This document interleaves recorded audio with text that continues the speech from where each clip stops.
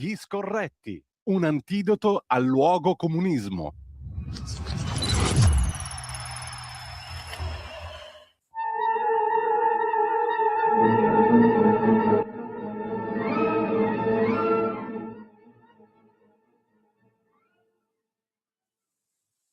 Buongiorno a tutte le ascoltatrici, buongiorno a tutti gli ascoltatori, buongiorno a Carlo Cambi, ben ritrovato Carlo. Con te, Cardinarca in arca. Grazie della tua presenza Carlo, buona mattina a tutti. Allora, non sei di rassegna stampa in questi giorni? No, se Dio vuole no, dormo. Te la sei scampata? Comunque, vediamo un po' di dare un'occhiata alle cose del giorno. Secondo te di cosa cominciamo a parlare oggi, Carlo? Da dove partiamo? Ma io partirei da una cosa che a me pare lunare. Questo dibattito sui soldi russi. Sì, sul congelamento. Sul congelamento dei fondi russi. Perché cioè non lo so, che cosa gli ha preso a questi in Europa? Cioè, tu sei in grado di spiegarmelo? Cioè, noi stiamo dicendo che per la nostra sicurezza dobbiamo assumere una postura da regime totalitario per andare contro un presunto regime totalitario? Infatti. Cioè, di fatto noi pigliamo dei beni privati sottoposti a sequestro, e sarebbe anche da discutere perché, ma li utilizziamo a fini nostri? Domanda, ma secondo te c'è qualcuno nel mondo che domani verrà a investire €1 in Europa? Già. A fronte di un'Europa che ha autodistrutto la sua industria e poi si accorge, avendola distrutta e quando ormai i cinesi ci hanno invaso, che ci siamo sbagliati. Cioè, non so se vi è chiaro con chi abbiamo a che fare. Allora, la domanda che io mi pongo è: ma è possibile che tutti, a cominciare dall'inquilino pro tempore, che è un tempore anche un po' troppo lungo, del Quirinale, all'ultimo scagnozzo di segretario provinciale del PD, si siano tutti bevuti il cervello? Non lo so, io vorrei capire. E poi farei un'altra domanda: ma qualcuno ha chiesto agli europei se sono convinti che questo pericolo di guerra sia reale e sia imminente? Perché sai, quando io vedo che i bulgari si rivoltano al governo perché non vogliono l'euro, quando vedo che tutti i paesi baltici, a parte i disgraziati slovacchi che se potessero tornerebbero indietro, non vogliono l'euro, quando vedo che tutti quei governi girano a destra contro la protervia dell'Europa, io una domanda fossi in loro me la farei. Cioè, quando la stessa Polonia oggi mette in discussione il Mercosur dicendo noi non ci stiamo ad essere colonizzati dalle idee burocratiche dell'Europa, io una domanda me la farei. Ma non è che se la stanno a menare fra la Callas, la Von Truppen, Costa e un paio di loro e si raccontano che stanno dalla parte del giusto? Ma ci sarà qualcuno che li fa, come dire, rinsavire? Ecco. Ma rispetto ai principi fondamentali dello Stato liberale, vorrei che fosse chiaro, io non voglio dire con questo che mi sta bene Putin, lo odio, ma stiamo scivolando verso un regime totalitario per combattere un regime totalitario. E io questa ansia da prestazione dell'Europa vorrei sottoporla a verifica. E secondo me sarebbe il caso che ci fosse o un grande referendum o una nuova elezione del Parlamento, non so, un pronunciamento dei popoli. Non si può andare avanti così. E invece se ne parla nella colazione di lavoro al Quirinale, no? Anche se la linea italiana mi sembra sia abbastanza... Garofani lì, che è uno che ha detto che questo governo dovrebbe andare via. La domanda è: come ce la siamo archiviata la storia di Garofani? Così. no, Garofani se non annaffi appassiscono e loro hanno cioè, capito? Cioè, ma a te fa normale. Poi c'è un'altra cosa, ho sentito Gratteri l'altro giorno che diceva stiamo recuperando consensi rispetto, ma è possibile che un procuratore capo si esponga come un capo partito alle telecamere assumendo posizioni politiche? Cioè, boh. Ma che paese siamo diventati, ragazzi? Cioè, la domanda è, ma tu, se domattina Gratteri ti inquisisse, il sospetto che l'abbia fatto perché sei un avversario politico, magari perché sei esponente del Comitato del Nord, te viene o non te viene? Beh, certo che viene. Ma allora, ma è tollerabile? Ma la mummia che sta al colle nulla ha da dire su tutto questo. Cioè, ma questa grande Costituzione nata dall'esistenza antifascista, antirazzista, antitarme, ma cioè, è tutto normale. Io non lo so, cioè, ma io veramente penso, e te lo dico con grande chiarezza e con grande ingenuità, che Berlinguer una roba del genere non l'avrebbe tollerata. Cioè, che Pertini una roba del genere non l'avrebbe tollerata mai, perché c'era comunque al di là degli schieramenti, c'era comunque la convinzione che lo Stato, la politica, gli ordinamenti hanno un loro rigore. Qui oggi vale tutto. E i politici nostri zitti e muti. Ma se io fossi ministro, di onorevole, ma di fronte a Gratteri che si comporta così, correrei in una procura della Repubblica a denunciarlo, ma immediatamente. Secondo te, Carlo, gli italiani cosa diranno alla riforma della giustizia? Secondo me diranno sì alla riforma della giustizia, ma ci andrà a votare, se va bene, il 30%. Ma se va bene. Ragazzi, ma non riflettere da parte dei vertici della magistratura su dei sondaggi che danno la fiducia alla magistratura sotto il 30%, di gente che emette le sentenze in nome del popolo italiano, e il popolo italiano al 30% solo gli dice che ha fiducia nei magistrati, cioè, li farà riflettere o no? Oppure va sempre bene che le caste si autoproteggano? Non lo so. Ma l'hai letta la stupidaggine che ha detto la Presidente Commissione Vigilanza dei 5 Stelle? Floridia, no. La Floridia, L'hai letta? Cosa ha detto? Parla tanto di Garlasco per far finta che la magistratura faccia schifo e che Tele Meloni orienta il voto sul referendum attraverso i casi come Garlasco. Cioè, ma te ti rendi conto? Sì. Poi mi piacerebbe dare al signor Conte, l'espressione del Movimento 5 Stelle nato sul 1 vale 1. Siamo d'accordo che uno degli elementi fondativi dei 5 Stelle era 1 vale 1, giusto? Certo. Certo, era un cardine, no? Su che cosa è fondata una parte consistente della riforma della giustizia? Sul peggio. Ecco. Esiste una forma più aderente all'1 vale 1 del sorteggio? Certo.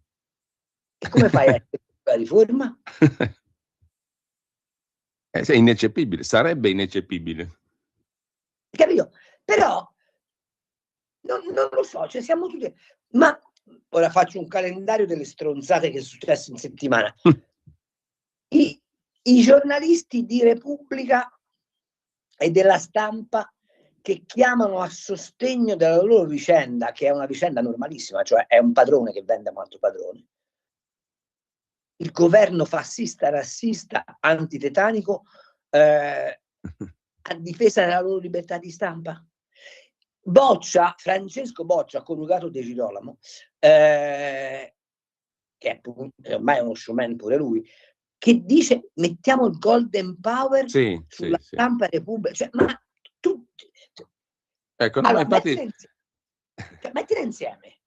Allora, Gratteri che fa il capopartito, quest'altri che dicono che Garlasco serve a orientare il referendum, Garofani che indirizza il Consiglio di guerra, insomma, il Consiglio di difesa verso posizioni autoritarie, l'Europa che smentendo la democrazia liberale e l'economia liberale congela i soldi di privati cittadini di altri stati a propri fini. Il primo partito d'opposizione che vuole che il governo eserciti, che pensa all'assurdità giuridica, cioè il governo dovrebbe esercitare il suo potere di interdizione economico rispetto ad organismi di stampa che a quel punto non sarebbero più liberi, perché se sono sottoposti all'intervento dello Stato perché che li tutela, in qualche modo diventano anche loro sottoposti al controllo dello Stato. Però bisogna farlo, cioè, che ti rendi conto come ti posso dire, del marasma, della melassa, della zuppa che tutta questa roba produce, e però poi vanno nelle piazze e in televisione a dirti democrazia, democrazia, democrazia. Sono gli stessi che danno la cittadinanza onoraria all'albanese, la quale di fronte alla strage di Sydney non ha detto un piffero. Allora tu dici, ma alzo le mani, basta, marello, cioè chi devi fare? E in tutto questo i partiti del centrodestra si specchiano nella vanagloria di Atreju e sono soddisfatti. E l'iniziativa culturale e l'offensiva culturale su questi temi e il richiamo fortissimo al rispetto dei confini istituzionali e il far valere i valori liberali dove è finito. Ecco, che cosa ti ha comunicato la lunga maratona di Atreju, politicamente parlando? Il Festival di Sanremo si può fare anche non necessariamente a Sanremo, che mi deve aver comunicato. Cioè, ma tu ci hai capito qualcosa? Cioè, è emerso da Atreju, ora con tutto il rispetto che ho, a parte il comizio di Giorgia Meloni che sta veramente su un altro piano rispetto agli altri leader, cioè è di un'altra categoria, è un po' come Verstappen in Formula 1, cioè gli dai la macchina giusta, vince tutti i campionati da qui. Ma a parte questo, ma tu da Atreju hai ricevuto un'idea di paese? Cioè è venuto qualcuno che ti ha detto guardate, scusate ragazzi, ma all'Ilva smettiamo di fare i tondini ma costruiamo i robot contro i cinesi? Cioè, no. Ma da Atreju ha sfilato tutto il gotha dell'economia italiana. È venuto da quel gotha un'idea di futuro del paese? No.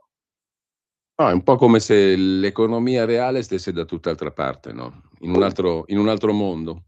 La domanda che io faccio è, ma questi, l'equazione che si studia in prima elementare, sai cosa ti dico? A Natale, tu, anzi dovresti anche trovarlo in regia ora e mandarla. Vogliamo mettere la canzoncina di Sergio Endrico per fare un albero ci vuole un fiore? Perché a questi non gli passa per la testa che per fare i salari, per fare la sanità, per fare la scuola, bisogna produrre ricchezza. A te pare che ci sia mai un dibattito su quali sono le frontiere economiche del paese, su quali sono i bisogni dell'impresa, dell'artigiano, su come si rilanciano i territori, su quali sono le scelte strategiche da fare da qui ai prossimi anni? Ti faccio un altro, capisco di essere disturbato stamattina, ma faccio un sommario delle cose che mi hanno colpito. Ripensavo al test di medicina, no? Sì. Ok? Sì. Allora, è abbastanza chiaro che abbiamo un bisogno disperato di medici Quello sì. e di infermieri, no? Mi pare abbastanza. È evidente.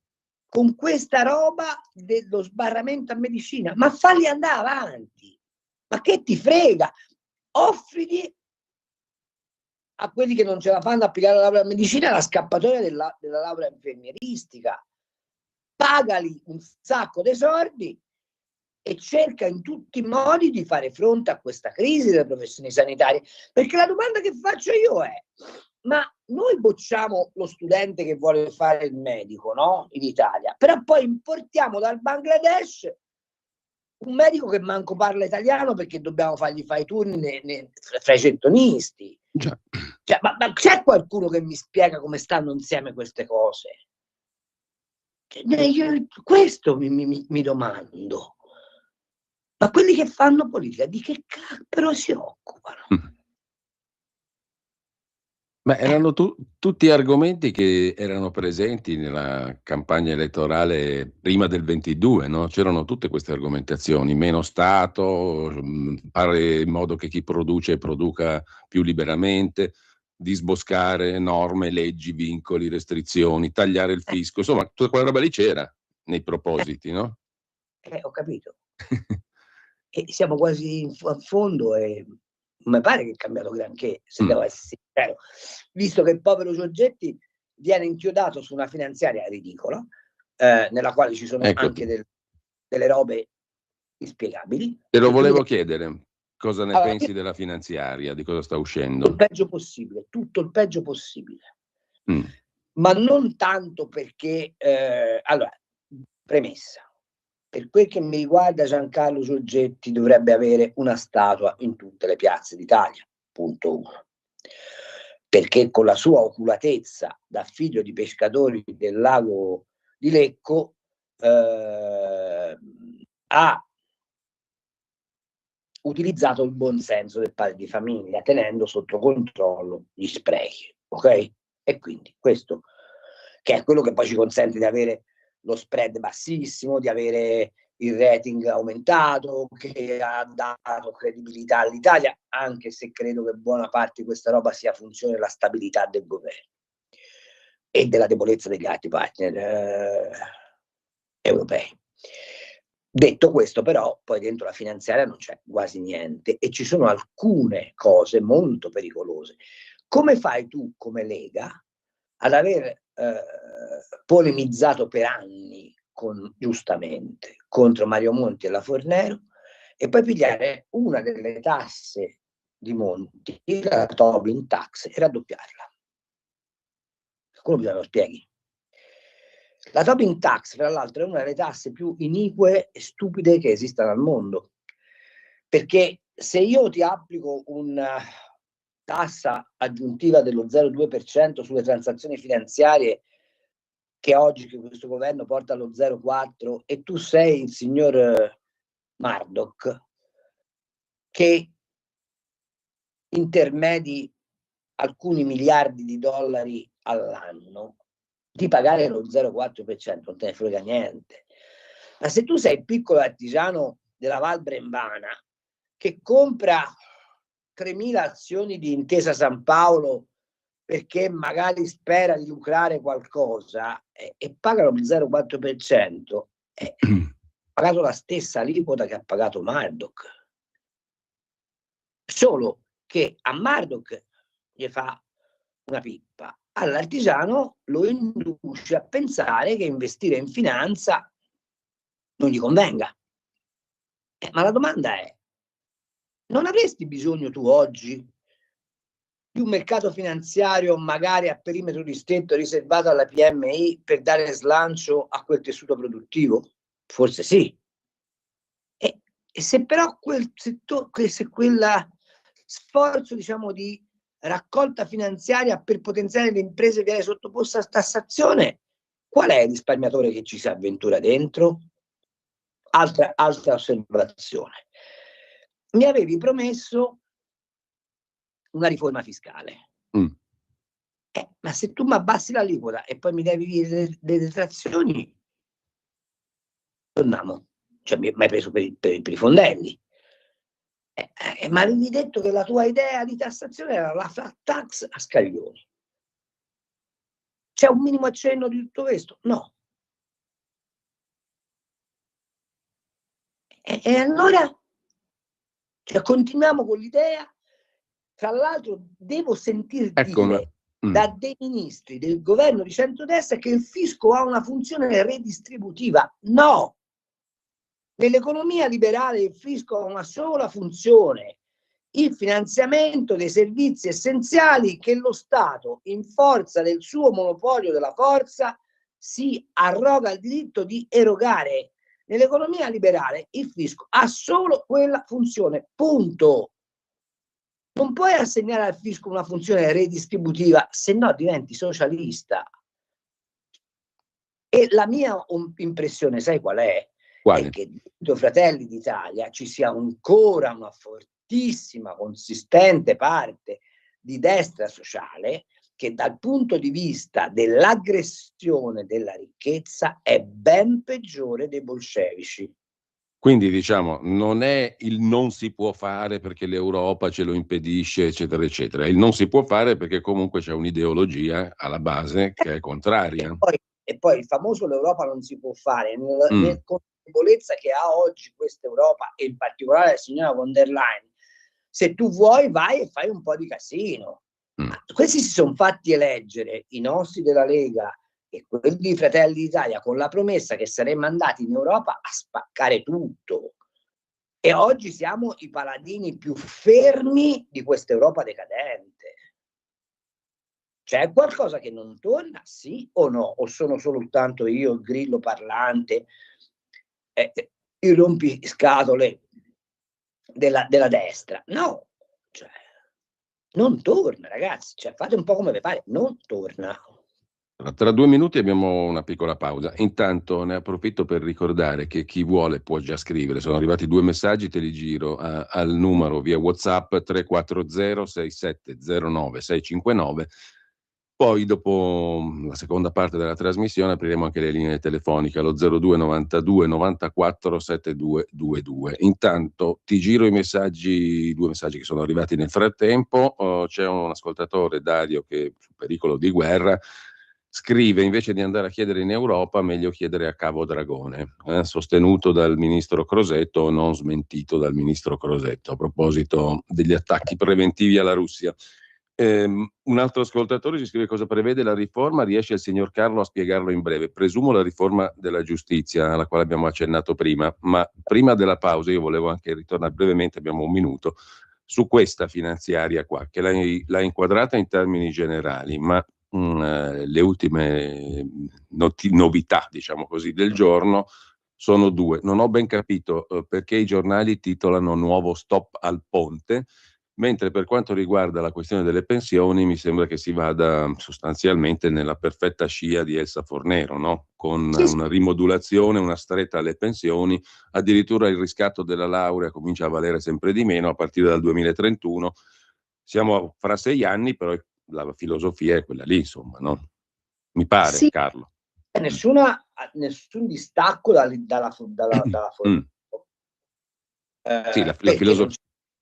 Perché non c'è la capacità o la volontà di progettare diversamente.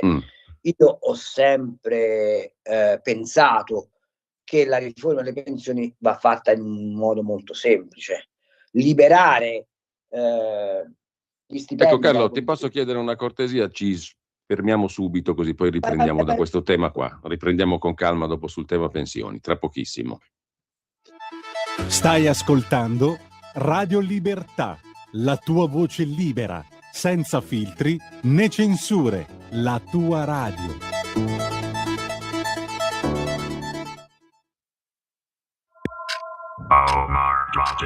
In Europa e in tutto l'Occidente la libertà di espressione è in pericolo, minacciata dal politicamente corretto. Ecco perché servono spazi in cui coltivare ancora il pensiero critico. Martedì e giovedì, dalle 13 alle 14, su Radio Libertà va in onda La Cittadella. Entrate nella fortezza del pensiero libero con Matt Kerus, Massimo Salvati e Francesco Borgonovo.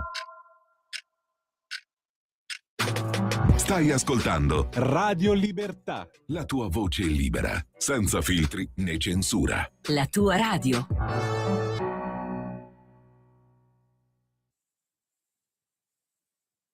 Rieccoci in onda con Carlo Cambi. Carlo, pensioni, tema pensioni, stavi facendo un ragionamento circa... Coi conti, sì. ok? Allora, vi faccio osservare questo. Prendiamo uno stipendio di un lavoratore che guadagna 30.000 euro l'anno, ok? Sai quanto sono i contributi fra lavoratore e azienda su 30.000 euro l'anno? 12.000 euro all'anno.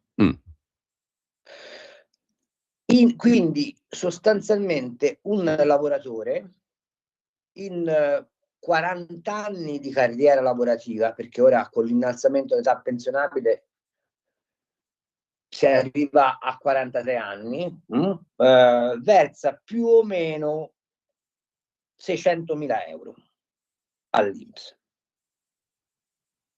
E questi 600.000 euro producono un interesse cumulato, ovviamente, no? Perché ogni anno c'è un bene. Allora, mi fate tanto piacere, andate da una compagnia d'assicurazione qualsiasi e gli dite: se io faccio un piano d'accumulo da 12.000 euro l'anno per 40 anni, quando vado via cosa mi tocca? E poi paragonate questo a ciò che vi dà l'INPS di pensione.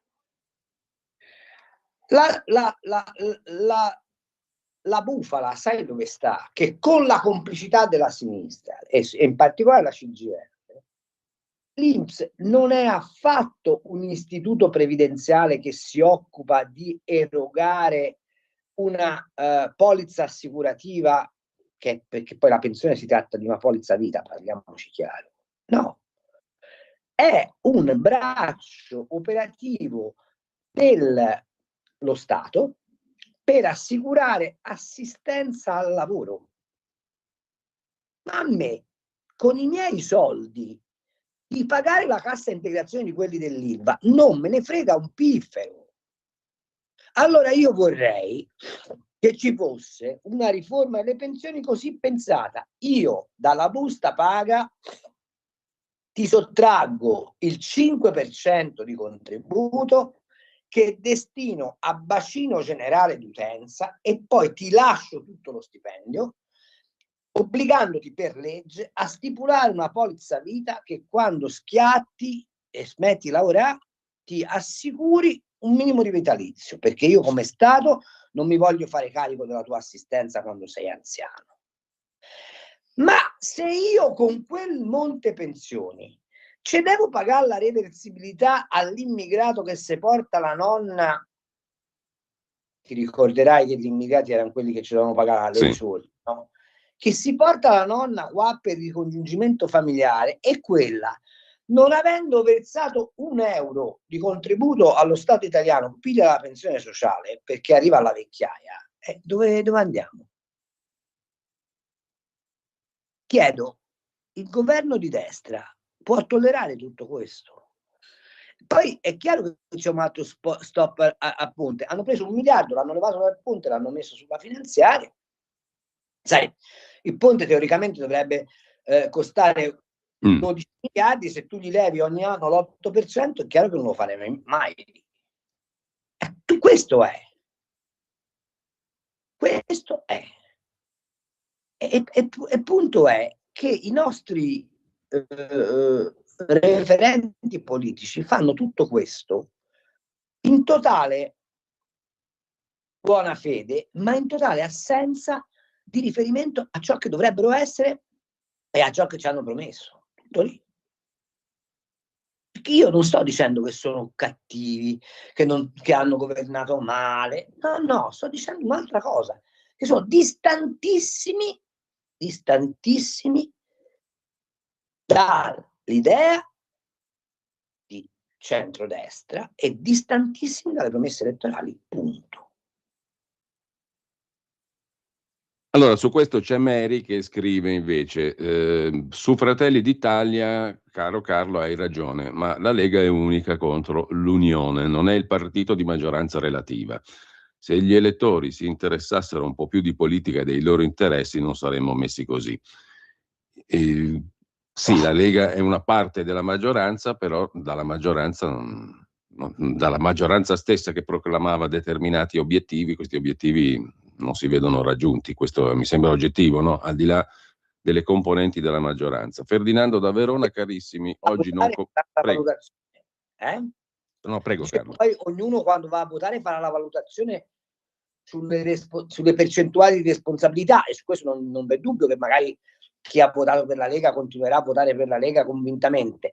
Rimane il dato però che rispetto alla campagna elettorale del 2022, agli obiettivi raggiunti e alle prospettive c'è una distanza abissale. Cioè, poi fate un po' come vi pare, ragazzi. Ecco, Ferdinando scrive: oggi non conviene più lavorare in regola, conviene risultare povero, percepire i vari sussidi o false pensioni di invalidità, lavorare in nero. Nemmeno le pensioni sono state difese, scrive Ferdinando.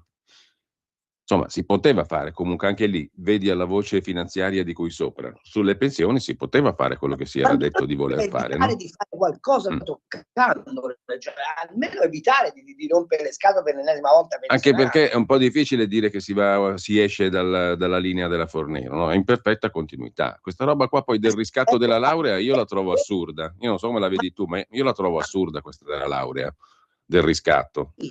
È un'altra ciliegina assurda sulla torta delle pensioni.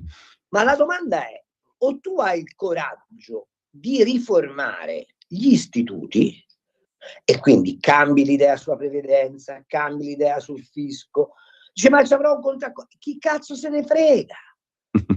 Cioè tu vai in Europa e gli dici abbiate pazienza, noi dobbiamo cambiare il paese e non c'è interesse. Ma Macron che c'ha un deficit del 6,4% del PIL, c'è qualcuno che gli rompe le scatole. Guardate che la Francia ha un debito pubblico in valore assoluto, certo non in percentuale del PIL, che è superiore al nostro, però quello sta seduto nei vertici con tutta la sua prosopopea. Cioè, ma di che stiamo parlando? Stiamo parlando della Germania che viola tutti i patti e prende 150 miliardi di euro e li mette sugli armamenti. Ma è possibile che a nessuno gli venga in mente che una Germania riarmata fino ai denti evoca a pelle delle sensazioni non positive? Sì. Germania che peraltro è nella peggior crisi economica dal dopoguerra, ha detto il presidente degli industriali. Gli hanno detto a Merz è fallito il nostro modello di sviluppo. Non è che gli hanno detto sai avremmo bisogno di pagare meno l'energia, gli hanno detto è fallito il nostro modello di sviluppo. Se volete vado a piare il pezzo di giornale che ho letto e noi ci stiamo baloccando con Kaja Kallas, che viene da un paese che ha meno abitanti di Quartogero, dicendo fino all'ultimo soldato resisteremo alla Russia. Ma di che cosa stiamo parlando?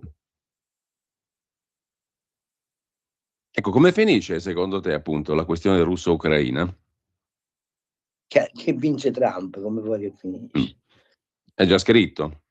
Ah sì, non c'è un'altra prospettiva. Carlo, c'è una cosa che invece hai toccato prima e che mi ha molto colpito, così proprio perché ho visto una unanimità incredibile, impressionante sulla questione appunto Repubblica, Stampa, le sorti dell'impero editoriale della famiglia Agnelli. Tutti, dalla Russa a Boccia che citavi tu, addirittura chi appunto pretende che il governo, come se fossimo davanti a beni di prima necessità, metta in campo addirittura l'azione speciale, il potere d'oro, no? Per tutelare un'infrastruttura essenziale. Però il giudizio è stato unanime sulla questione Repubblica, la Stampa. Ci sono tantissime aziende che chiudono, falliscono, artigiani che se la passano male e frega poco a chiunque. Mentre per questo bene essenziale che è l'impero editoriale della famiglia Agnelli sono tutti sulla stessa barca, tutti con gli stessi giudizi. La cosa mi ha molto colpito, no? Magari qualcuno ha pensato seriamente di usare il Golden Power. Come tu sai, io ho passato... Tu ci hai lavorato là, no? Per tanti anni. Ho passato un quarto di secolo della mia esistenza là dentro. Ma perché quando Scalfari per fare la dote alle figlie ha incassato 75 miliardi di lire da Carlo De Benedetti, nessuno disse un piffero? No. Guarda che la normalizzazione di Repubblica rispetto al capitale torinese è cominciata con Carlo De Benedetti.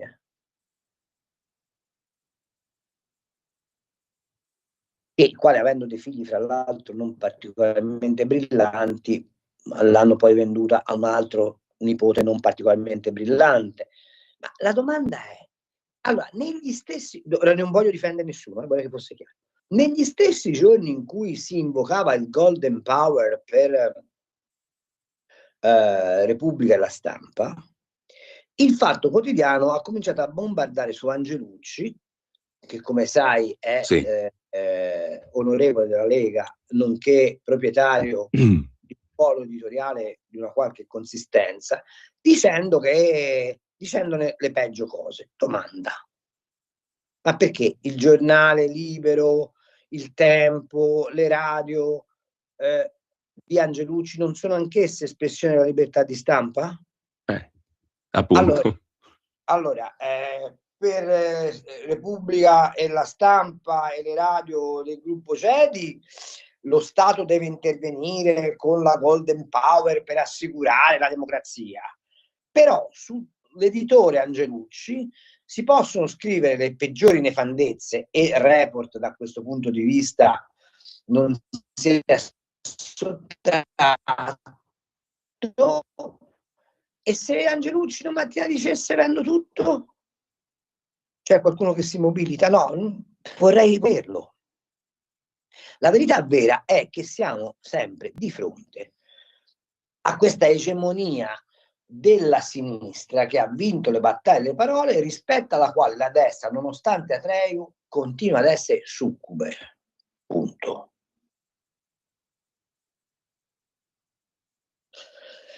E che il sottosegretario Morelli, che ha una certa influenza sull'editoria, non abbia detto una parola,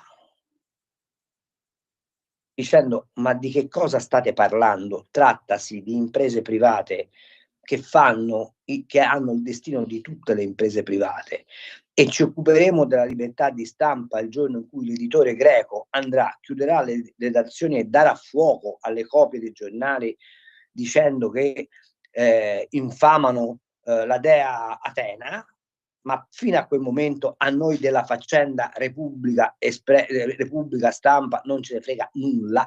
Io trovo irrituale addirittura che il sottosegretario alla Presidenza del Consiglio con incarico per l'editoria convochi i giornalisti di Repubblica e della Stampa e li ascolti. È del tutto irrituale. È del tutto irrituale. Perché allora io pretendo domani, se la Verità andasse mai in crisi, da giornalista della Verità, di essere ricevuto. Beh, certo, è giusto. Barachini deve chiamare tutti, non solo Repubblica. Tutti. Allora si deve occupare anche dei poveri disgraziati della Gazzetta del Mezzogiorno, cioè si deve occupare di tutta l'editoria che oggi è in crisi. Ma si dovrebbe occupare, per esempio, di una cosa fondamentale, che è la pubblicità obbligatoria che viene fatta, cioè delle aste giudiziarie, delle sentenze, non venga distribuita sempre al Corriere della Sera di Cairo e alla 7, ma sia equamente distribuita a tutti i giornali che hanno una veste nazionale, se veramente vogliamo essere sinceri. Però siamo all'ennesima dimostrazione che di fronte alla protervia della sinistra la destra si inginocchia. Io fossi stato Barachini avrei detto: è faccenda che non ci riguarda. Anch'io avrei pensato così, ma mi pare che debba essere così, no? Ma sì, in un paese libero, democratico, a economia liberale dovrebbe essere così. Tra l'altro gli stessi CDR, appunto, come tu notavi, non fanno fatica a chiedere all'odiato governo un intervento, no? Ma guarda, c'è la lettera che ha scritto Mario Giordano ai colleghi della Repubblica lunedì scorso sulla Verità, che da questo punto di vista è emblematica. Cioè, ma voglio dire, ma domanda, ma quando Romano Prodi ha tirato i capelli alla cronista, ma quando Conte ha mandato a Siena la intervistatrice di Far West della Rai, c'è qualcuno che si è mosso dicendo che erano attacchi alla libertà di stampa? O hanno tutti detto ma no, è una bufala, lasciamo perdere?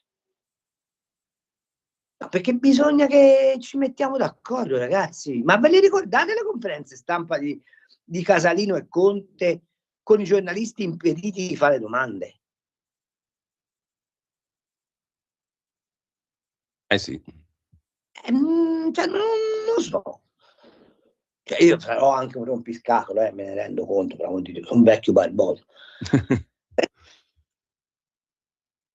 E quelli lì erano quelli che dicevano che andava bene così, Cioè, non è che... Ecco. Vabbè. Senti, altra notizia, la prendo da oggi, Qatargate, è ritornato in luce la vicenda del Qatargate perché è stata tolta l'immunità all'eurodeputata del PD, Moretti, con il voto anche dei 5 Stelle. Cambia qualcosa? Che vuoi che cambi? cioè, allora, ti rendi conto che l'Ashline fa a parte anche lì, vedi, l'Ashline ha fatto l'intemerata, no? L'altro giorno dicendo la Meloni si bea alla cucina italiana, il frigo degli italiani è povero, vada in qualsiasi mercato. Allora, se io fossi stato le Iene o la prima cosa che avrei fatto sarei andato dalla signora Schlein e avrei chiesto: scusi signora Schlein, ma quanto costa un netto di mandorle? Siccome lei è vegetariana non ne puoi chiedere quanto costa un netto di prosciutto. E non l'ha fatto nessuno. Allora dice, ma cosa c'entra questo con la domanda che mi hai fatto? C'entra, nel senso che se tu sei di fronte ad una, come ti posso dire, deformazione del modo in cui aggredisci i messaggi, nel modo in cui li veicoli, è evidente che poi vale tutto, no? E dove sta il rigore professionale, la deontologia, il chiedere coerenza? Dove sta? Non c'è. Allora, l'Ashline si è sentita dire da Conte, da Atreu, noi non siamo alleati con nessuno, ok? Lei dal palco della sua direzione ha detto siamo ostinatamente unitari. E quello gli ha risposto da Bruxelles mandandogli al macero a Moretti. Perché la cosa che non hanno ancora capito è che Giuseppe Conte è come Karen Blixen. Karen Blixen ha scritto La mia Africa, la Mar d'Africa. Giuseppe Conte è il mar di Palazzo Chigi. Non consentirà mai alla Schlein né a nessuno del PD di arrivare a Palazzo Chigi, perché lui farà questa cosa molto interessante, cercherà di usare quanto più può non l'alleanza, il vettore PD per arrivare a vincere le elezioni, e poi vuole andare lui a Palazzo Chigi. Quindi gli romperà le scatole su tutto. E perché dice la Moretti sì e la Gualmini no? Te lo spiego. Perché la Gualmini è di Bologna e i 5 Stelle a Bologna e in Emilia Romagna hanno posti di potere, mentre la Moretti, che è di Vicenza e in Veneto non contano un cazzo 5 Stelle, è stata mandata al macero. Insomma, alta politica. Alta politica. Ma è un segnale mandato alla strada per dire: tesoro, non ti fai illusioni, perché noi facciamo strada insieme, ma se c'è un panino solo all'autogrill lo mangiamo noi. Ma chi è il riferimento vero a Palazzo di Conte, Carlo? Dove poggiano le radici di potere di Conte ancora oggi? Cioè a prescindere dai numeri dei 5 Stelle in calo o meno in calo. Vogliamo fare l'elenco dei manager, dei posti nella nomenclatura dello Stato che i 5 Stelle occupano, avendo governato sostanzialmente per quasi 5 anni, perché noi ci dimentichiamo che questo signor Conte è stato per 1 anno e mezzo col governo giallo-verde e per quasi 3 anni col governo giallo-rosso. Quindi nelle partecipate di Stato, nella segreteria del Presidente della Repubblica, nel CSM, in tutti gli enti territoriali, i 5 Stelle comandano. Tu vai dentro la RAI e di convertiti sulla via del grillismo ne trovi a caterve, i quali siccome ovviamente non hanno un loro spessore ideologico o morale, ma galleggiano come i sugheri o come altre sostanze che ugualmente galleggiano sull'acqua, si fanno portare la corrente di Conte. Ti ripeto, c'è qualcuno che gli ha fatto l'obiezione che ti facevo in premessa, visto che voi siete per l'uno vale uno, come fate a essere contro il sorteggio? Nessuno. Ma non gliela fa nessuno neanche a destra questa obiezione. Allora i riferimenti sono quelli, ma tu pensi veramente che il signor Zampetti, che sarebbe il Presidente della Repubblica ombra, attraverso Villa Nazareth, cioè il Cardinale Parolin, non abbia una corsia preferenziale per Giuseppe Conte? Ma tu pensi veramente che tutto l'apparato ex democristiano del Sud, che ha in Puglia uno dei suoi ancora più importanti centri di potere, non abbia dei riferimenti in Giuseppe Conte? Ma tu pensi veramente che tutto il milieu che si radunava intorno allo studio Aprea, che si raduna intorno al Circolo Canottieri di Roma, eccetera, non abbia a riferimento Conte? Ma siamo convinti che Conte sia ancora l'avvocaticchio di Volturara Apola, Azzecca Garbugli, che faceva il professore associato di diritto civile all'Università di Firenze? O questo signore con straordinaria abilità di sottopotere in 4 anni di permanenza a Palazzo Chigi non abbia stretto delle importantissime alleanze con le lobby, starei per dire, più nascoste di questo paese? Ma dentro i servizi segreti pensi che veramente i 5 Stelle non contino nulla? Ma i vari Cafiero de Rao sono stati messi lì a caso, secondo te? Ma ti risulta che l'inchiesta Stiano abbia fatto un minimo passo avanti e che lo farà? Ma secondo te le informazioni di Stiano in quali mani sono? Nelle mie, nelle tue o quelle di Travaglio? Allora, ci sono un paio di messaggi, uno piuttosto lungo, ci scrive una signora in tema di pensioni. Noi casalinghe bugerate da Amato nel 1992, con l'INPS avevamo firmato un accordo per la pensione minima. Arriva Amato, ci toglie questa posizione, togliendoci la possibilità di un futuro dignitoso. Abbiamo seguito le indicazioni dell'INPS. Perché nessuno fa qualcosa per rimettere a posto questa situazione? Togliete piuttosto 2 pensioni ad Amato, lasciategliene una da 50.000 al mese. Grazie, spero proprio che questa situazione possa essere corretta. La mia pensione ad oggi è di 197 euro al mese, è morto mio marito, spero di riuscire a sopravvivere. Carlo. Che ti devo dire? E qui siamo in un paese che non è in grado di separare assistenza e previdenza perché non vuole accedere alla previdenza privata. Bisognerebbe togliere la previdenza dall'INPS, lasciare l'INPS come istituto di sostentamento sociale nel quale il bilancio pubblico interviene con delle forme assistenziali e consentire ai privati di farsi delle polizze vita per conto loro. Punto. Se non fai questo, la domanda della signora rimarrà sempre inevaso, anche perché fin tanto che noi non separiamo dal bilancio pubblico il bilancio previdenziale, tutti i coefficienti di spesa pubblica ci daranno sempre torto. Questa è la verità. Giusto? Capito? È Sì. anche una questione Alberto. di contabilità. Alberto da Colnago invece ci riporta sull'Ucraina. Zelensky ha detto che sull'eventuale cessione del Donbass deve votare il popolo. Ha ragione, ma non tutto il popolo ucraino, solo gli abitanti del Donbass, mettendo in atto ciò che è previsto dall'ONU, autodeterminazione dei popoli. L'avrebbero dovuto fare dal 2014, quanti morti si sarebbero evitati e quanti patimenti in tutti questi anni. Allora, scrive Alberto.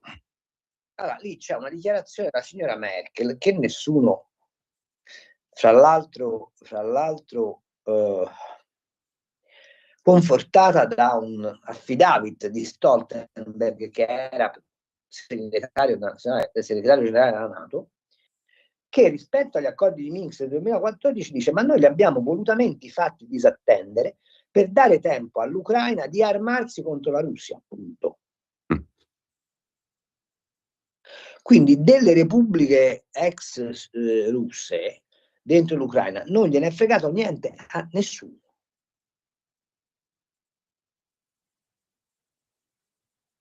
Questa è la verità. Ed è chiaro che il referendum dovrebbe essere fatto soltanto fra le popolazioni russofone, Però non sarà così. E l'altra domanda è: ma un referendum che si chiamano elezioni sul signor Zelensky, prima o poi lo faremo, sì o no? Guarda che qui questi continuano a dire che bisogna fare entrare l'Ucraina dalla via privilegiata in UE, premesso che l'ingresso dell'Ucraina significa pigliare 100 miliardi di pacche su 380 miliardi di Ucraina. Premesso questo, ma c'è un verdetto della Corte dei Conti europea, noi che siamo sempre dietro, no, il fatto che quando c'è una sentenza, per l'amor di Dio, che dice l'Ucraina dal 2021, non è che lo dice, l'Ucraina ha un livello di corruzione e un esercizio della giustizia che la rendono del tutto incompatibile con l'Unione Europea, appunto. Domanda: come si supera questa cosa? Perché se allora per l'Ucraina vale questa eccezione, faccio una richiesta agli amici algerini: invadeteci Lampedusa, ma non con i migranti, con l'esercito, che così noi possiamo dire di essere stati aggrediti, e andiamo a Bruxelles e diciamo: noi i patti di bilancio non li rispettiamo più perché siamo sotto aggressione. Ineccepibile. Carlo, salto ad un altro argomento, oggi ce ne occuperemo nel corso della giornata. È attesa la pronuncia di Cassazione sul caso Open Arms che riguarda Matteo Salvini. Dopo l'assoluzione decisa dal Tribunale di Palermo, la Procura ha fatto ricorso alla Corte di Cassazione. Tu cosa prevedi? Come va a finire? Che lo rinviano, che fanno un rinvio. Annullano la sentenza con rinvio. Quindi un altro giudizio, di nuovo sotto giudizio. Tu la vedi così? Perché? Cosa te lo fa pensare? Adesso gli conviene. C'hanno il referendum sulla giustizia. Per la storia del referendum sulla giustizia. La Lega, cioè un terzo della maggioranza sotto schiaffo, gli fa comodo. Tu dici, la vedi grigia allora? Solo per questioni, diciamo, politiche in senso lato. Voglio dire, sai, quello è un processo politico. Siamo fuori dal merito perché non ne discutiamo nemmeno del merito, no? È tutto politico quel processo. Dal punto di vista del merito e del giuridico, quel processo non sta in piedi. Appunto. Quindi è solo politica. E siccome è solo politica, mi aspetto un pronunciamento della Cassazione di annullamento della sentenza come rinvio. Beh, sì, sta in piedi come ragionamento. Intanto noi dobbiamo adesso fermarci un attimo, lo amiamo naturalmente,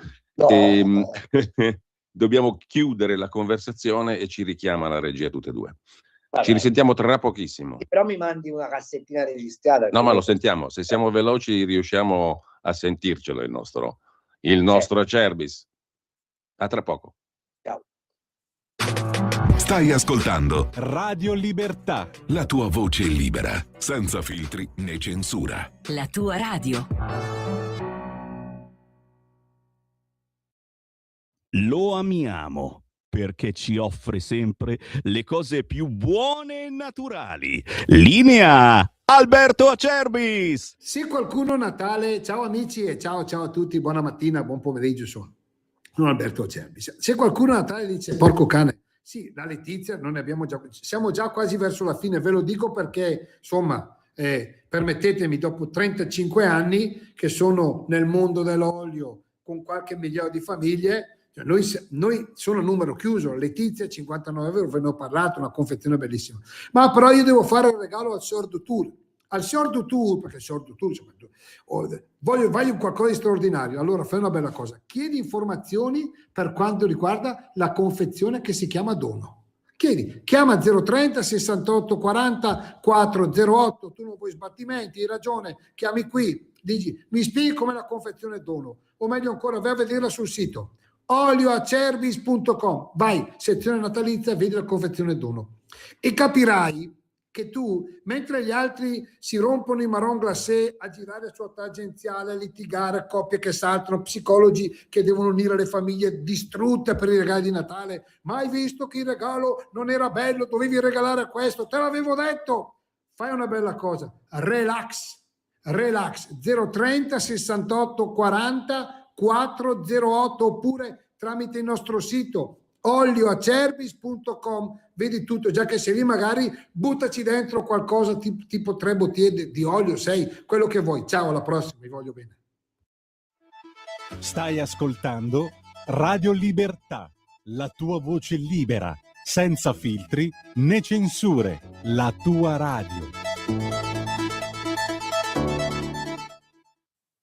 Rieccoci in onda con Carlo Cambi. Intanto apriamo, lo dico anche alla regia, Francesco, che ringrazio in regia, apriamo anche le linee per chi volesse intervenire, 02 92 94 7222 per la diretta, 340 6709 659 per i messaggi WhatsApp. Intanto ho sott'occhio una nota del senatore della Lega Claudio Borghi Aquilini sulla questione delle pensioni. Non c'è nessunissima intenzione di alzare l'età pensionabile, meno che mai di scippare il riscatto della laurea. Le voci scritte in legge di bilancio sono semplici clausole di salvaguardia che qualche tecnico troppo zelante ha inserito per compensare un possibile futuro aumento dei pensionamenti anticipati che la norma incentiva, sfruttando la possibilità data dal sistema 64 anni più 25 di contributi, inclusa la previdenza complementare. Quello che succederà in futuro verrà monitorato di anno in anno, osserva Borghi Aquilini, ma posso dire con assoluta certezza che non ci sarà mai alcun aumento delle finestre d'uscita o uno scippo dei riscatti della laurea a seguito di questa norma. Quindi, come la concludiamo, secondo te, Carlo? Abbiamo letto solo delle fesserie? Sui giornali abbiamo letto... Aquilini è uno e i ministri sono tanti. E quindi c'è poco da star tranquilli, diciamo così.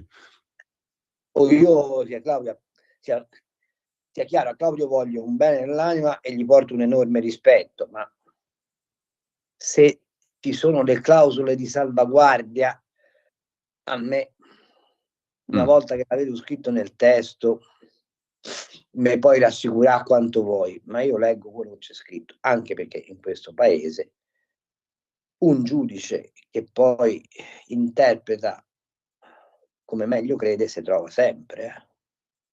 Abbiamo una telefonata, Carlo, allo 02 92 94 7222. Pronto?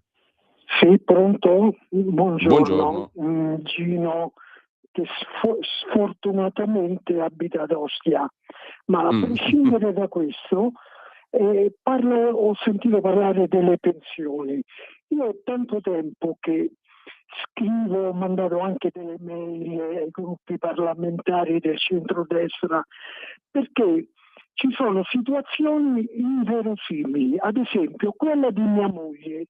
Mia moglie ha lavorato per 18 anni in una fabbrica di vetro, un lavoro pesante, a Sacile Pordenone. Poi ci siamo conosciuti, l'ho fatta licenziare e dico ci siamo sposati, un figlio, dobbiamo crescerlo, la famiglia. E mia moglie poi ha maturato questi 18 anni di pensione, mi pare a 60 anni o più, non mi ricordo bene.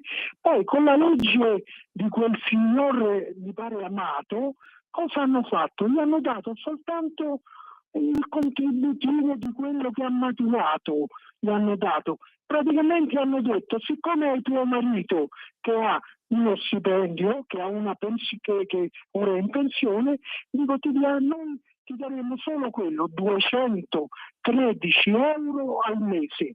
Questa è una vergogna.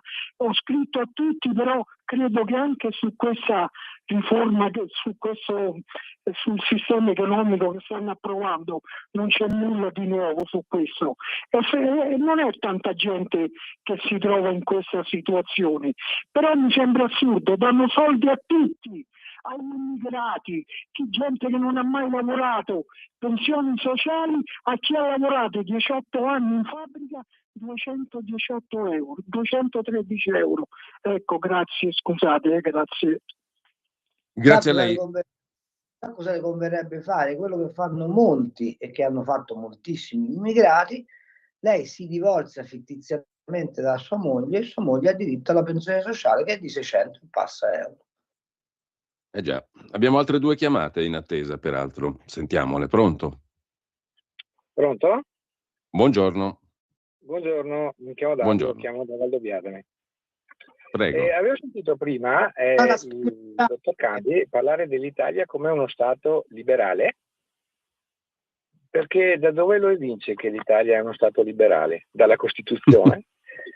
Perché se si legge la Costituzione, anche al contrario o anche da sottosopra, si evince che l'Italia è uno Stato sociale e non liberale, come lo è la stessa democrazia. Lo diceva Calamandrei, ma sicuramente l'opinione di Cambi è...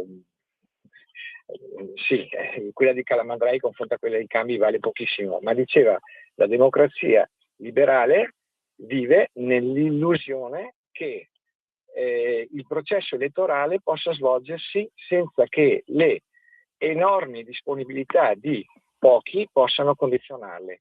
Se lei mi spiega dove trova sulla Costituzione che l'Italia è uno Stato liberale, allora poi l'ascolterò forse un po' più volentieri. Grazie, buona giornata.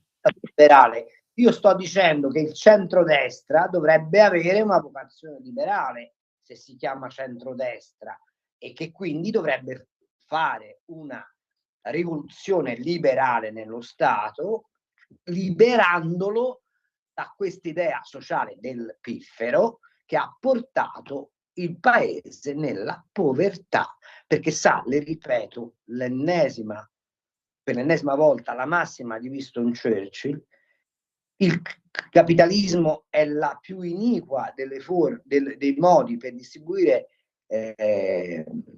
la ricchezza, il comunismo è la più equa forma di distribuzione della povertà. E abbiamo un'altra telefonata allo 02 92 94 7222. Pronto? Pronto? Sono Gianni da Genova, ciao Giulio. Buongiorno Gianni. Volevo fare tanti auguri di cuore a Carlo e alla sua famiglia e anche a te.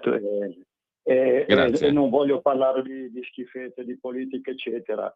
Voglio soltanto dire che Guidesi, l'assessore allo sviluppo della Lombardia, è uno dei pochi politici che cerca di fare qualcosa per l'economia, ma non se ne parla mai. L'importante è che quando ci saranno le elezioni in Lombardia facciamo uno dei figli di La Russa come presidente. Cosa ne dite? Un abbraccio e un saluto. Ora che se le macchine sono tornate a benzina, il presidente dell'ANCI è perfetto come candidato. Beh, Guidesi poi si è battuto molto su questa questione del settore automotive, dalla sua posizione in Lombardia. Mentre Carlo, un'altra cosa invece, anzi un paio, dalla prima pagina proprio della Verità di oggi, io leggo un pezzo di Giacomo Amadori che riguarda Elkann, il numero 1 dell'impero, della Fiat, Exor, eccetera. Secondo Amadori questa questione dell'eredità lo può portare, diciamo così, a far traballare la sua posizione di presidente della guida della finanziaria di famiglia, quindi del gruppo intero. Tu come la vedi? Beh, no, conoscendo bene il milieu di Exor, quindi della famiglia, ci sono almeno un 120-130 magnapane a Ugo che campano grazie ai dividendi che distribuisce il signor Elkann e non credo che lo vogliano disarcionare. Il problema semmai ce l'ha con i francesi dentro Stellantis, ma insomma Stellantis ormai è per il signor Elkann un'attività residuale. Che futuro ha il gruppo? Secondo te? Poi sono due telefonate le passiamo subito.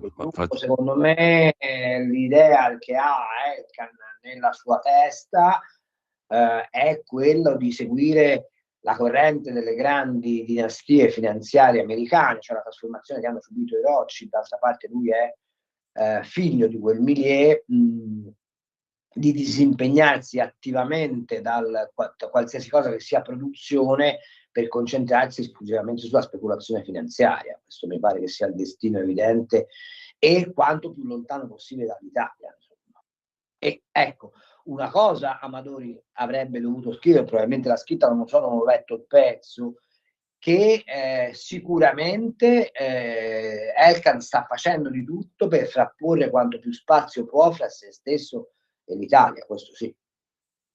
2 chiamate intanto, allora, pronto? Pronto? Buongiorno. Pronto?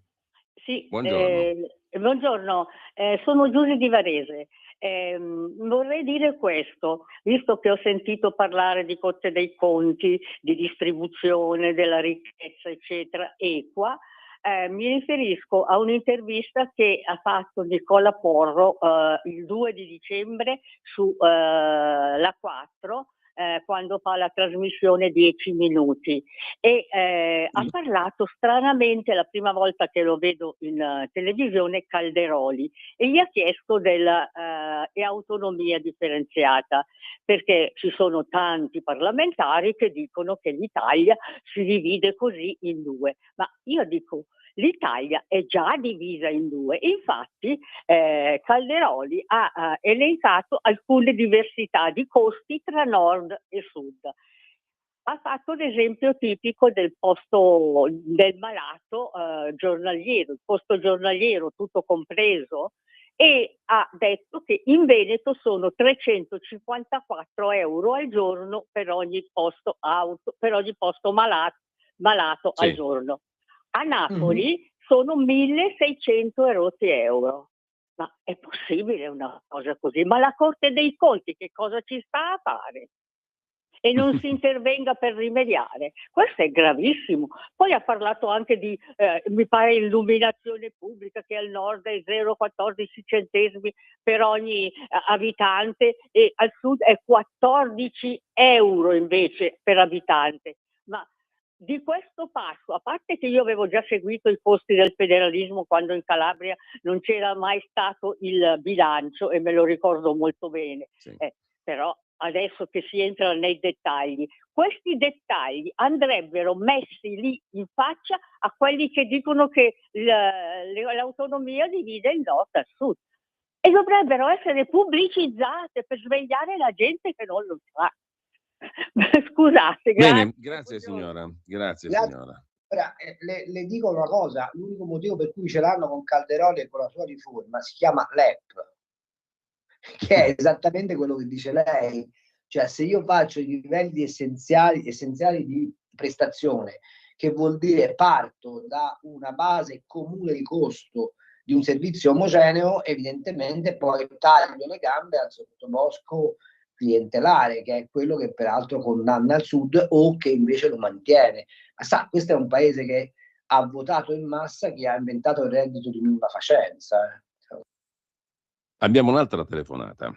Pronto? Pronto? Pronto, buongiorno. È in onda, deve abbassare la radio per cortesia. Deve abbassare il volume. Bisogna che la regia avverta il nostro amico ascoltatore. Vediamo se riusciamo a sentirlo. Pronto? Pronto? No, richiamerà se ha voglia. Pronto? Sì, buongiorno, eccoci finalmente. Buongiorno signora. Pronto? Senta, perché non parla? Pronto? Sì, tiri giù il volume della sua radio, signora. Abbassi il volume della radio, prego. Sta parlando. Pronto? Perché non parlate mai delle pensioni di 15 anni e 20 anni? Cioè? In che senso, scusi? Pronto? Perché non parlate mai di quelle che hanno fatto 15 anni di lavoro nello Stato? Sì. E volentieri ne più parliamo. di noi che abbiamo fatto 35 anni di lavoro. Non ne parlate mai di quella gente lì, che sono tutte persone che hanno sposato tutti i grandi signori. Va bene. Carlo. Signora mia, ne possiamo parlare quanto vuole. Il problema è che quello appartiene a un'era geologica fa E bisognerebbe ricordarlo, per esempio, al segretario della CGIL Landini, ma lei lo sa come funzionava nella Prima Repubblica il pensionamento dei sindacalisti CGIL e dei deputati del PC e dei funzionari del PC, lei lo sa? Venivano eletti per un anno in Parlamento, e così, in modo che il sostentamento di queste persone che avevano prestato il loro servizio per decenni nel Partito Comunista o nella CGIL andasse totalmente a carico dello Stato.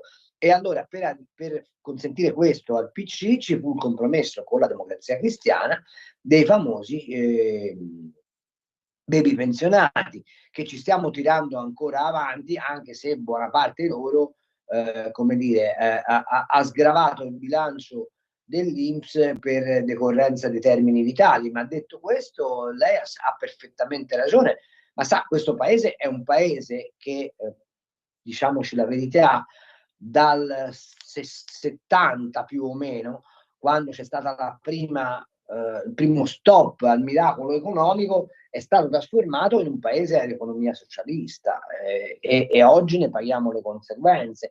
Sa, quando io sento dire, per esempio, da un signore come Prodi, che è pure protagonista di quella stagione che lei oggi condanna giustamente, che abbiamo il pericolo della Cina, e lui è stato quello che ha aperto alla Cina il mercato europeo senza dazi nel 2000, quando era Presidente della Commissione europea, vantandosene addirittura perché offriva all'Europa una possibilità di sviluppo senza produrre, perché c'era qualcuno che avrebbe prodotto al posto nostro. Abbiamo detto praticamente tutto. Ma sa, se io vado in una trasmissione televisiva e dico questa cosa, vengo infamato, e chiunque ricordi quelle stagioni viene infamato. Perché? Perché c'è stata la grande abilità della DC di riformarsi entrando nel PD e di vincolare la eventuale critica che si potesse dare al suo modello di sviluppo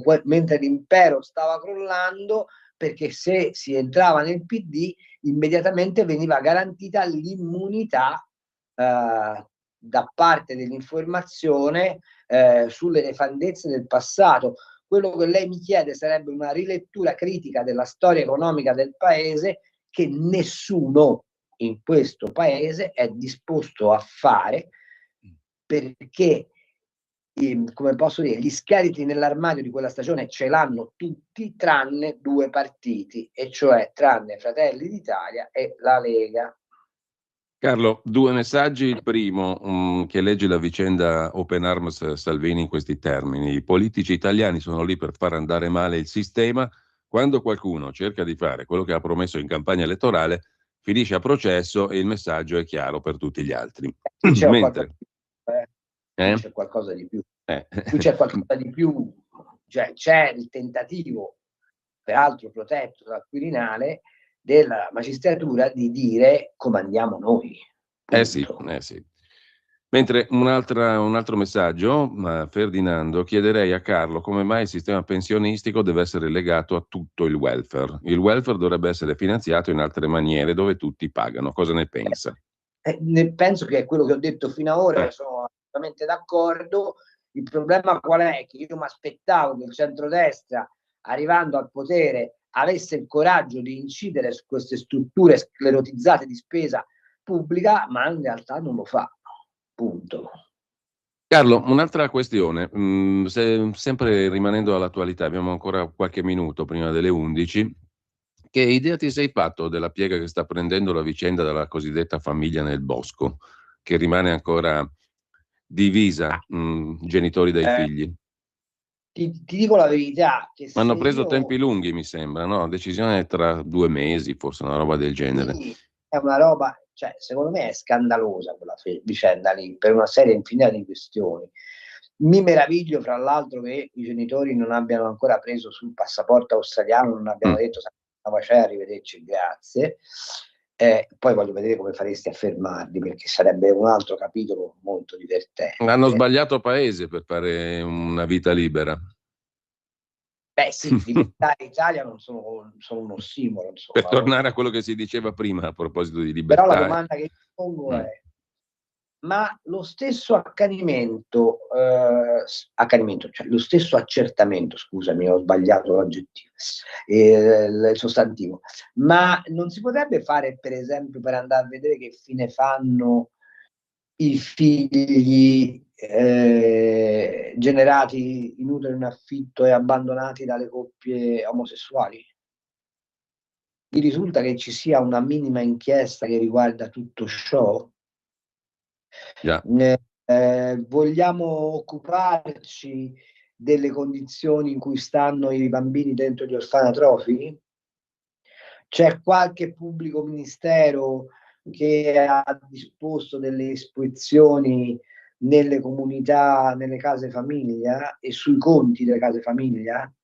Non viene in mente a nessuno che questo comportamento, diciamo così, fuori dalle righe, un po' bizzarro di questa famiglia sia il famoso granellino di sabbia nell'ingranaggio ben oliato dei sussidi per chiunque dice di occuparsi, non si capisce a quale titolo, dell'infanzia.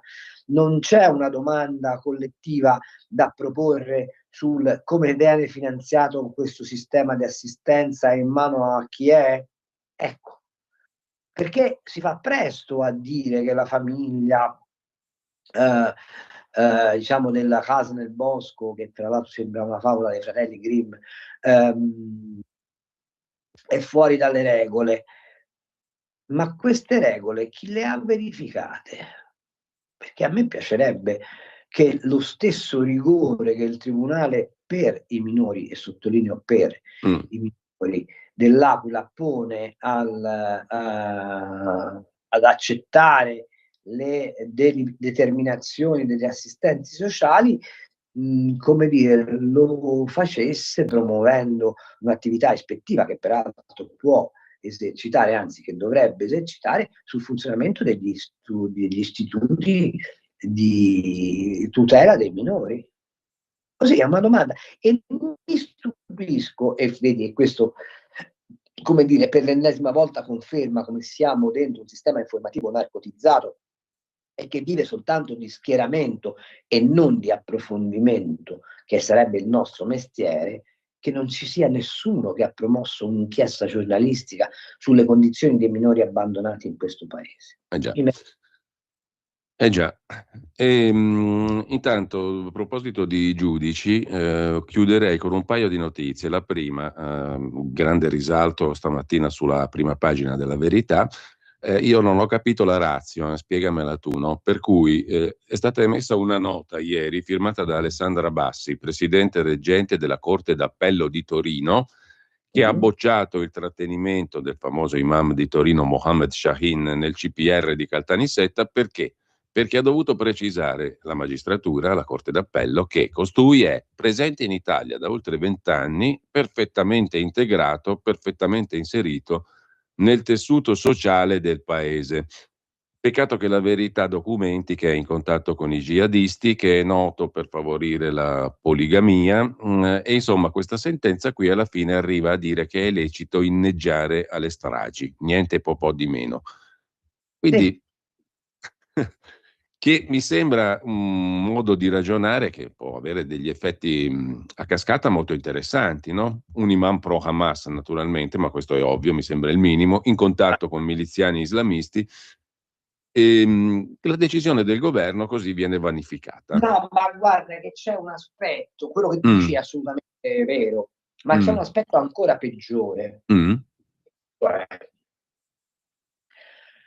Il magistrato è chiamato a giudicare su fatti che siano consumati, ok? Cioè non esiste un diritto penale preventivo, non esiste una giustizia preventiva. Compito della politica, e in particolare del Ministero degli Interni, è invece prevenire i comportamenti. Certo. Allora, se al di là di ogni e qualsiasi considerazione di tipo fattuale, cioè sulla fattispecie, ma se la magistratura impedisce alla struttura amministrativa dello Stato l'attività di prevenzione del crimine,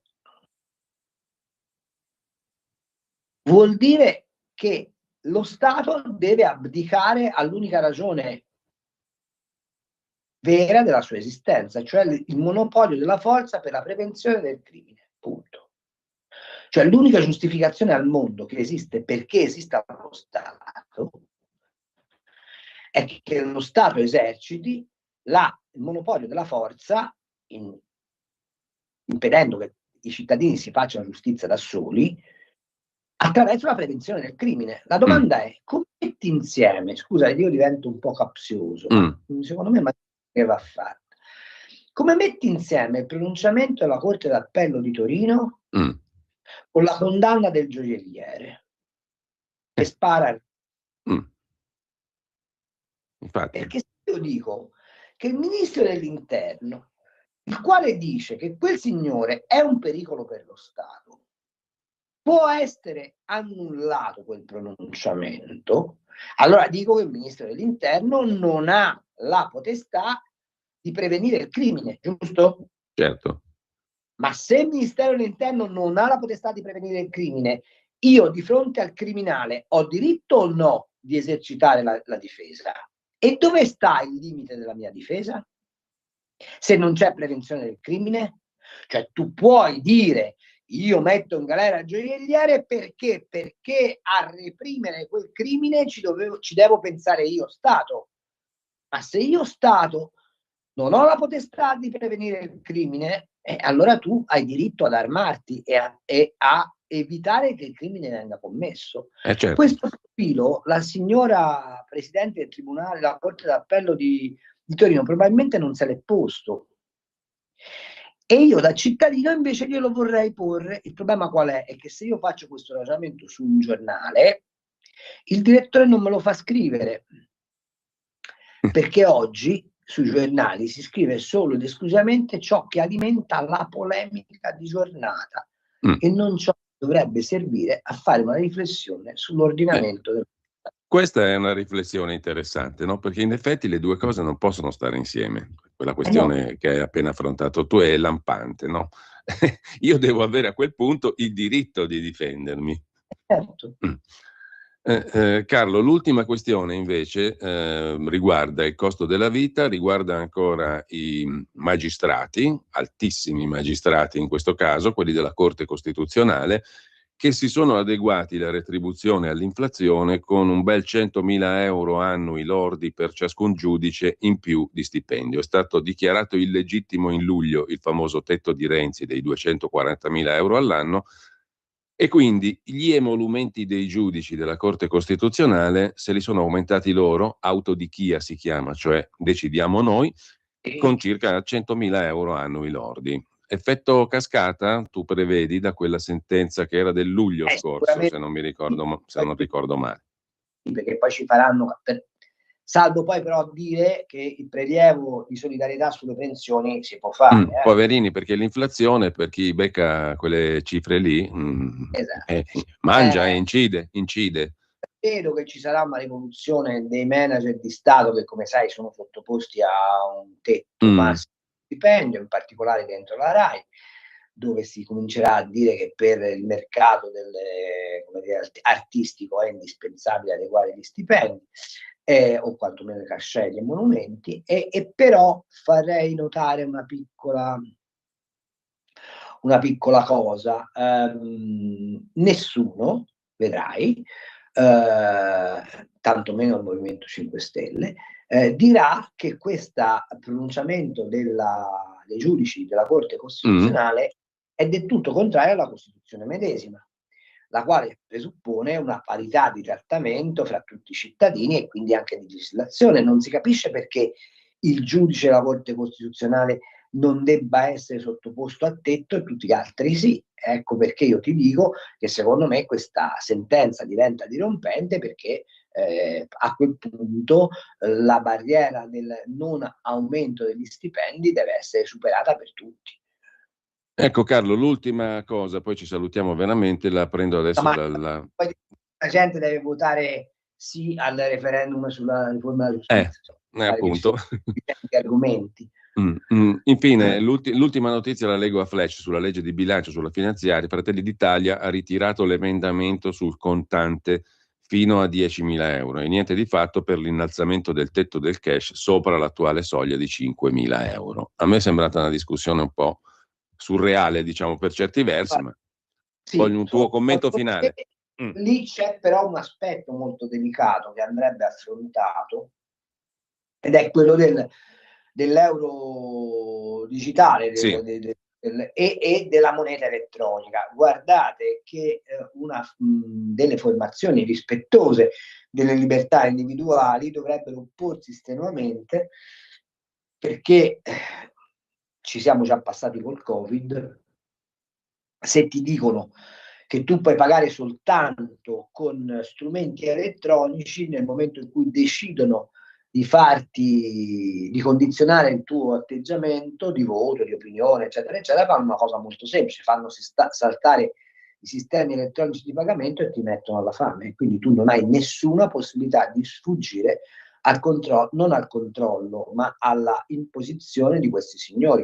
È una questione di libertà abbastanza seria, quella della disponibilità del contante, e mi stupisco del fatto che i nostri non siano in grado di rivestire di questa valenza teorica il provvedimento di allargamento dell'uso del contante, perché il continuare a dire che l'uso del contante favorisce l'evasione in un mondo in cui tu puoi comprare dei bitcoin, cioè in rete, delle monete nascoste, facendole transitare sui conti di tutto il mondo attraverso il dark web, fa schiantare da ridere. Secondo voi le mafie o comunque le organizzazioni criminali o comunque le organizzazioni economiche di altissimo profilo hanno bisogno di andare a pagare la pelliccia della moglie con 10.000 euro in contanti per evadere il fisco? Ma non ci fate ridere, per favore, non ci fate ridere. La domanda che continuo a porre al centrodestra è: ma è possibile che continuate a farvi ingabbiare in polemiche palesemente farisaiche, che non abbiate il coraggio di sbattere in faccia a questi la realtà dei fatti? Carlo, dobbiamo proprio salutarci. Presumo che la prossima settimana non ci troviamo, perché il 24, la vigilia di Natale. Non credo. Gli scorretti si pascolano in altri campi. Io ti ringrazio. Io ti ringrazio davvero. Ti auguro un buonissimo Natale. E a quelli che ci sopportano. Grazie Carlo Cambi, grazie a tutti quelli che ci hanno seguito. Ciao, un abbraccio a Frida e a... Avete ascoltato Gli Scorretti, un antidoto al luogo comunismo.